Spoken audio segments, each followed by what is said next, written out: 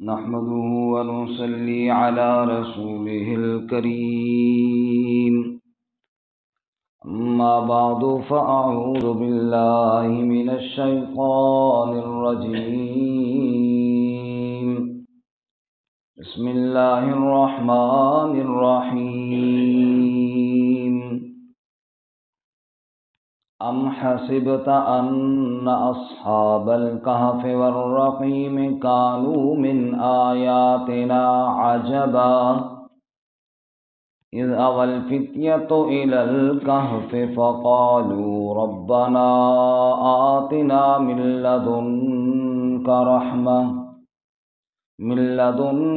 رحمة وهيئ لنا من أمرنا رشدا فضربنا على آذانهم في الكهف سنين عددا ثم بعثناهم لنعلم أي الحزبين أحصى لما لبثوا أمدا. ام حسبتا، کیا تو نے گمان کیا، ان اصحاب الکہف والرقیم، کہ بے شک غار والے اور رقیم والے، کانو من آیاتنا عجبا، کہ وہ ہماری آیات، عجیب آیات میں سے ہیں، عجیب نشانیوں میں سے ہیں. اذ اول فتیۃ الی الکہف، جب پناہ لی ان نوجوانوں نے غار کی طرف، فقالو، پس انہوں نے کہا، ربنا، اے ہمارے پالنہار، آتنا من لدنک رحمہ، دے ہمیں اپنی طرف سے رحمت، وہیئ لنا من امرنا رشدا، اور مہیا کر ہمارے لیے ہمارے معاملے میں بھلائی. فضربنا علی آذانہم فی الکہف، پس مارے ہم نے نیند کے پردے، یعنی نیند کے پردے ان کے کانوں پر، غار میں، سنین عددا، گنتی کے چند سال. ثم بعثناہم، پھر ہم نے ان کو اٹھایا، لنعلم، تاکہ ہم جانیں، ای الحزبین احصی لما لبثوا امدا، دو گروہوں میں کون زیادہ شمار کرتا ہے اس مدت کو جو وہاں ٹھہرے. سبحان ربک رب العزت عما یصفون وسلام علی المرسلین والحمد للہ رب العالمین. اللہم صل علی محمد وعلی آل محمد کما صلیت علی ابراہیم وعلی آل ابراہیم انک حمید مجید. اللہم بارک علی محمد وعلی آل محمد کما بارکت علی ابراہیم وعلی آل ابراہیم انک حمید مجید. معزز سامعین، سورۃ الکہف کا پہلا رکوع آیات نمبر 9 سے لے کر 12 تک تلاوت کی ہے. اللہ رب العزت ان کے مطابق صحیح بیان کی توفیق عطا فرمائے اور ہمیں قرآن و سنت پر عمل کرنے کی توفیق عطا فرمائے. جیسا کہ اس سے قبل عرض کیا کہ سورۃ الکہف میں شبہات کے جوابات ہیں. پہلا شبہ اور پہلا سوال اصحاب کہف سے متعلق تھا. اصحاب کہف کون تھے، ان کا کیا واقعہ ہے، کہاں وہ سوئے، کہاں وہ اٹھے، اس کی تفصیل ہمیں بتائیے. یہ سوال تھا، اور اس کے ساتھ ایک شبہ یہ تھا کہ اصحاب کہف 309 سال، صدیوں تک وہ غار میں رہے، پھر اٹھ کھڑے ہوئے، تو معلوم ہوا تو بڑی قدرتوں والے تھے، جب چاہتے سوتے، جب چاہتے اٹھتے. تو اس کا بھی جواب دیا اس صورت میں کہ نہیں، عبادت کے لائق وہ نہیں، عبادت کے لائق اللہ ہی کی ذات ہے. واقعہ بھی سنایا اور اس شبے کا جواب بھی ارشاد فرمایا اس واقعے کے آخر میں۔ لیکن آج کا جو ہمارا سبق ہے اس میں اجمالی واقعہ بیان کیا، کل کے سبق سے انشاءاللہ تفصیلی واقعہ شروع ہوگا، لیکن پہلے اس سارے واقعے کا خلاصہ اجمالی طور پر ان 4 آیتوں میں بیان کیا۔ اور بیان کرنے سے پہلے بڑے عجیب انداز اللہ رب العزت نے اختیار فرمایا۔ یہ آئے ہیں یہ سوال لے کر کہ اصحاب کہف کون تھے، یعنی اصحاب کہف کے واقعے کو انہوں نے کوئی بہت بڑا واقعہ سمجھا۔ اللہ تعالیٰ نے فرمایا جسے تم بہت بڑا واقعہ سمجھتے ہو نا، یہ تو ہماری قدرت کی ایک نشانی ہے۔ سبحان اللہ، ہماری قدرت کی تو کئی نشانیاں ہیں، بے شک۔ تم اس واقعے کو سن کر حیران ہو رہے ہو کہ بڑا عجیب واقعہ ہے، ارے ہمارے ہاں تو ہماری قدرت کی بے شمار عجیب واقعات ہیں۔ سبحان اللہ، ساری کائنات گننا شروع کرے تو گن نہ پائے۔ بے شک، اللہ کی قدرتوں کو اور اللہ تعالیٰ کی حکمتوں کو اللہ خود ہی جانتے ہیں، کیا قدرتیں ہیں، کیا حکمتیں ہیں، اور کروڑوں واقعات ہیں اس کی قدرت کے۔ فرمایا ام حسبتا، کیا تو نے یہ گمان کیا، اے سننے والے تو نے یہ سمجھا، تو نے یہ گمان کیا کہ ان اصحاب الکہف والرقیم، کہ بے شک غار والے اور پہاڑ والے کانوا من آیاتنا عجبا، وہ ہماری عجیب نشانیوں میں سے ہیں۔ اس واقعے کو تم نے بڑا سمجھا کہ بڑا عجیب واقعہ ہے، یعنی اس میں اشارہ یہ ہے کہ ایسے کئی ہماری قدرت کے واقعات ہیں، صرف یہ ایک واقعہ نہیں ہے۔ نطفے سے انسان کو بنانا یہ تھوڑی قدرت کی نشانی ہے، مٹی کے اندر پھینکے ہوئے دانوں سے پھر ہرے بھرے کھیت تیار کر دینا تھوڑی اللہ کی قدرت کی نشانی ہے، چھوٹے سے بیج سے بڑا سا درخت بنا دینا یہ تھوڑی اللہ کی قدرت کی نشانی ہے، بغیر ستونوں کے اتنا بڑا آسمان قائم کر دینا، اس کے اندر یہ سارا نظام بنا دینا یہ تھوڑی اللہ کی قدرت کی نشانی ہے۔ یوسف علیہ السلام کو کنویں سے نکال کر تخت پر بٹھا دینا یہ تھوڑی اللہ تعالیٰ کی قدرت کی نشانی ہے۔ اور نطفے پر جب میرے رب نے کاریگری کی تو یوسف جیسے حسین نقشے بنا ڈالے یہ تھوڑے اس کی قدرت کی کاریگری ہے۔ تم نے ایک واقعہ سن لیا، بڑا اس کو سوال بنا کر لے آئے ہو کہ شاید بہت عجیب واقعہ ہے۔ ام حسبت ان اصحاب الکہف والرقیم کانوا من آیاتنا عجبا، اس واقعے کو تم نے ہماری بڑی عجیب نشانی سمجھا، ہماری نشانیاں تو بے شمار ہیں، تمہارے شمار میں بھی نہ آئے، اتنی ہماری قدرت کی نشانیاں ہیں۔ اللہ اکبر۔ دوسری بات، کہف کا معنی تو ہو گیا غار، رقیم کا کیا معنی ہے؟ رقیم کے معنی میں بعض مفسرین کہتے ہیں کہ رقیم اس کتبے کو کہتے ہیں جو ان کی غار کے باہر لگا تھا جس پر ان کے نام وغیرہ لکھے تھے، تو وہ کتبہ۔ بعض نے کہا رقیم اس پہاڑ کو کہتے ہیں جس پہاڑ کے اندر وہ غار تھی، بعض نے کہا رقیم اس بستی کا نام ہے جو وہاں قریب واقع تھی۔ بہرکیف معلوم ہوا کہ ان تمام اقوال سے 100% حتمی بات تو نہیں ہے، لیکن ان میں سے کوئی بھی بات ہو سکتی ہے یا یہ ساری باتیں بھی ہو سکتی ہیں، تفصیل اللہ تعالیٰ نے بھی بیان نہیں فرمائی ہے۔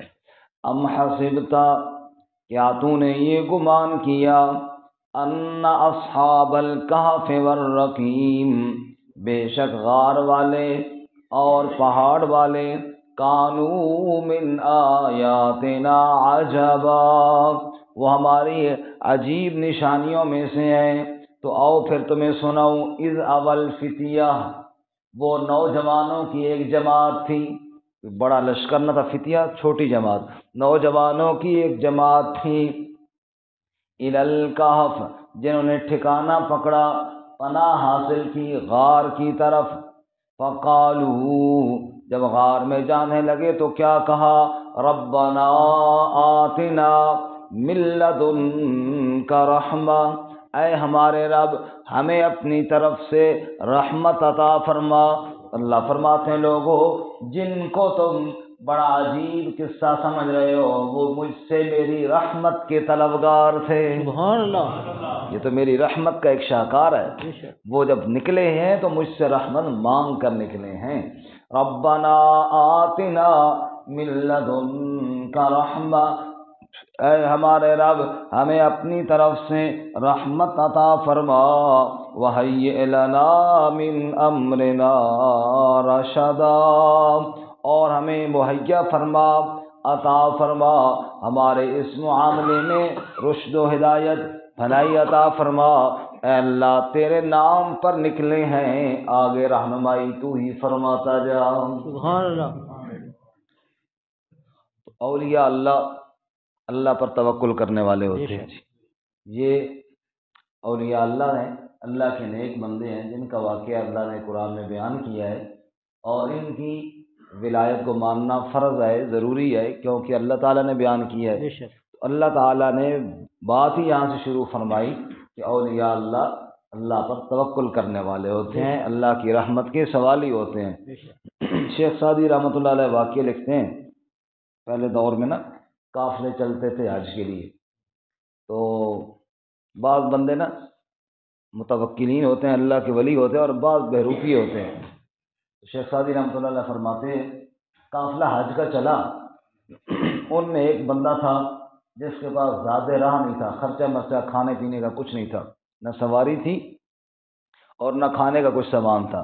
حالانکہ اللہ نے قرآن میں کہا ہے حج کے لیے وہ بندہ جائے جو خرچہ لے کر جائے، وَتَزَوَّدُوا فَإِنَّ خَيْرَ الزَّادِ التَّقْوَىٰ، خرچہ ساتھ لے کر جایا کرو، بہترین خرچہ تو تقویٰ ہے، لیکن ساتھ اپنا کھانے پینے کا سامان بھی لے کر جایا کرو، یہ اللہ کا حکم ہے۔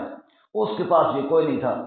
شیخ سعدی فرماتے ہیں میں نے پوچھا کہاں جا رہے ہو؟ اس نے کہا جی حج کے لیے جا رہا ہوں۔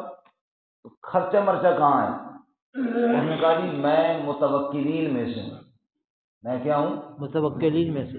شیخ سعدی فرماتے ہیں میں نے کہا اچھا متوکل صاحب آپ مہربانی فرمائیں نا قافلے والوں کے ساتھ نہ جائیں نا، آپ الگ آئیں، لوگوں کے تھیلوں پہ توکل کر کے جا رہے ہیں، ظاہر ہے جب سب اکٹھے ہوں گے، جب سارے کھائیں گے تو میں بھی ساتھ بیٹھ کے کھا لوں گا، جب ظاہر ہے میں تھکوں گا ان کے ساتھ ہوں گا تو یہ مجھے بٹھا ہی لیں گے نا سواری پر۔ تو میں نے کہا اگر اتنا توکل ہے تو مہربانی فرمائیں قافلے والوں کے ساتھ نہ جائیں اور اکیلے آئے نا، پھر لگے پتہ کہ تمہارا کتنا توکل ہے، تم لوگوں کے تھیلوں پر توکل رکھ کے جا رہے ہو۔ تو کہنے کا مطلب یہ ہے کہ توکل اللہ کی ذات پر رکھنا ہے۔ توکل کس کی ذات پر رکھنا ہے؟ اللہ، اور اللہ کی ذات پر جو توکل رکھے پھر اللہ اس کو تھوڑی تھوڑی نظر بندہ مخلوق کی طرف رکھے اور کہے کہ میں توکل والا ہوں۔ ایک بندہ بیٹھ کے مسجد میں نا اعتکاف، اس نے کہا جی بس اللہ ہی کھلائے گا، اللہ ہی پلائے گا، بس توکل ہے میرا اللہ پر۔ بیٹھ گئے جناب، اب بیٹھ بھی گیا کہ مسجد بڑی تھی، دروازے بڑے بڑے تھے نا بیچ میں سے جو فولڈ ہوتے ہیں، دروازے کے پیچھے چھپ کر بیٹھ گئے، نہ کوئی تکے مجھے تو نہ کوئی جناب مجھے کوئی کھانا، بس اللہ کھلائے گا۔ اور جو دروازے کے سوراخ تھے نا ان میں سے دیکھ رہا تھا کہ کوئی بندہ کوئی کھانا لے کے آتا ہے کہ کوئی نہیں آتا ہے۔ سمجھ آئی بھائی؟ اب ادھر چھپا ہے تو اب ادھر اللہ کی طرف دھیان کرنا، ادھر کیوں دھیان کر؟ سوراخوں سے دیکھ رہا تھا۔ ایک دن گزر گیا کوئی کھانا نہ ملا، دوسرے دن کوئی نہ ملا، تیسرے دن بیچارے کی حالت بڑی خراب ہو گئی، بڑا پریشان ہے اور بار بار سوراخ سے دیکھتا ہے کہ کوئی بندہ کوئی شے لے کر آ رہا ہے کہ کوئی نہیں آ رہا۔ ایک بندہ مسجد میں آیا، اس نے کہا یار کھجوریں بانٹتا ہوں، پیکٹ تھے کھجوروں کے، لوگ بیٹھے تھے، اس نے ہر نمازی کو نا ایک ایک پیکٹ دیا۔ اس کو کیا پتا کہ تاک کے پیچھے بھی کوئی صاحب چھپ کر بیٹھے ہوئی ہیں، وہ سب کو دے کر چند پیکٹ اس کے بچ گئے، وہ شافر اس کے ہاتھ میں واپس جا رہا ہے۔ جب وہ تاک کے قریب سے گزرا نا تو یہ اندر سے کہتا ہے کھنگورا مارا۔ جب کھنگورا مارا تو اس کو محسوس ہوا کہ بندہ شاید کوئی ادھر بھی ہے، اس نے دیکھا تو اس نے پیکٹ اس کو بھی دے دیا۔ اب وہ کھجوریں کھائے اور کہے یا اللہ واقعی کھلاتا تو ہے لیکن کروا کے ہی کھلاتا ہے۔ بھائی یقین اللہ کی ذات پر ہے، کرنے کی کیا ضرورت ہے؟ اللہ سے مانگو نا۔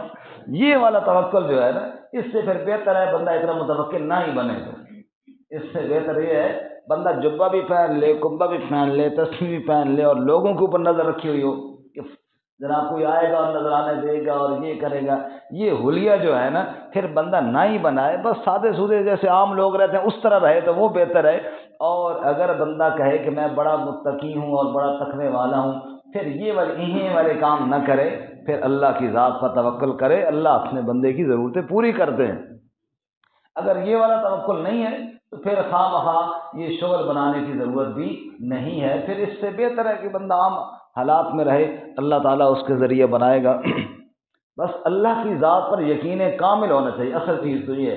اور یہ یقین ظاہراً حلیے کے نام نہیں ہے، افسوس یہ ہے نا کہ ظاہراً لباس کا نام نہیں ہے، یقین کا تعلق تو دل کے ساتھ ہوتا ہے۔ بے شک، اب جب دل میں اللہ آ جائے پھر حلیے بنانے کی ضرورت نہیں ہوتی، بس اصل تو تعلق اللہ کے ساتھ ہوتا ہے نا۔ اللہ فضائل صدقات میں ایک واقعہ لکھا ہوا ہے، ایک آدمی اس نے کہا جناب میں اعتکاف بیٹھتا ہوں، تو مولوی صاحب نے پوچھا بھائی روٹی کون لا کر دے گا؟ انہوں نے کہا جی مجھے اللہ دے گا۔ اللہ تو دے گا لیکن اس طرح تو نہیں نا۔ انہوں نے کہا جو وہ سامنے یہودی ہے نا دکاندار، اس نے مجھے کہا کہ میں تیری روٹی کا انتظام میں کروں گا۔ میں کہا ٹھیک ہے، ہو اب مسئلہ سمجھ میں آیا نا۔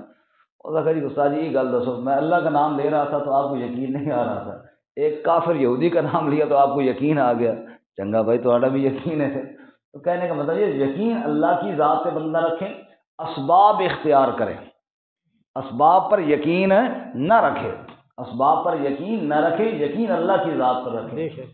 تو جیسے ایک صحابی نے پوچھا یا رسول اللہ میں نماز کے لیے کھڑا ہوں، اپنا جانور کھلا چھوڑ دوں اور اللہ پر توکل کروں؟ حضور نے فرمایا نہیں، اس کو باندھو رسی کے ساتھ، پھر اللہ پر توکل کرو۔ دروازے کی کنڈی لگاؤ، تالا لگاؤ، پھر کنڈی اور تالے پہ توکل نہ کرو، توکل اللہ کی ذات پر کرو۔ آپ صلی اللہ علیہ وسلم نے یہ کئی معجزات ہیں نا، اس دن ہم نے معجزات کی بات پڑھی، تو صحابہ کرام نے کہا جی پانی ختم ہو گیا، پانی ختم ہو گیا۔ اب آپ صلی اللہ علیہ وسلم نے جو تھوڑا بہت ہے وہ لے کر آؤ، یہ ایک سبب ہے آگے معجزہ ہی ہونا ہے، لیکن جہاں تک ممکن ہے وہاں تک تو سبب اختیار کیا نا۔ وہ پانی جمع ہوا، اس کو آپ نے ہاتھوں میں لیا، برکت کی دعا فرمائی، آگے اللہ نے اس میں برکت ڈال دی۔ تو کہنے کا مطلب یہ ہے کہ جہاں تک ممکن ہے وہاں تک اسباب اختیار کرنے کا حکم ہے۔ عیسیٰ علیہ الصلوۃ والسلام جب اتریں گے آسمانوں سے تو مسجد کی مینار پر اتریں گے، اور آگے حدیث میں آتا ہے کہ سیڑھی لگا کے نیچے اتریں گے، سمجھے؟ اتنا اوپر وہاں سے آگے مینار تک، نیچے آگے پھر سیڑھی پر لگیں گے، کیونکہ یہ دنیا دار الاسباب ہے۔ جب یہاں آئے ہیں تو اب یہاں پہ سبب اختیار کرنا ہے، لیکن یقین اور بھروسہ کس کی ذات پہ رکھنا ہے؟ اللہ کی ذات پر۔ یہ حکم نہیں دیا کہ بالکل جناب کٹ کے دنیا کوئی سبب نہ اختیار نہ کرو، اللہ کھلائے گا۔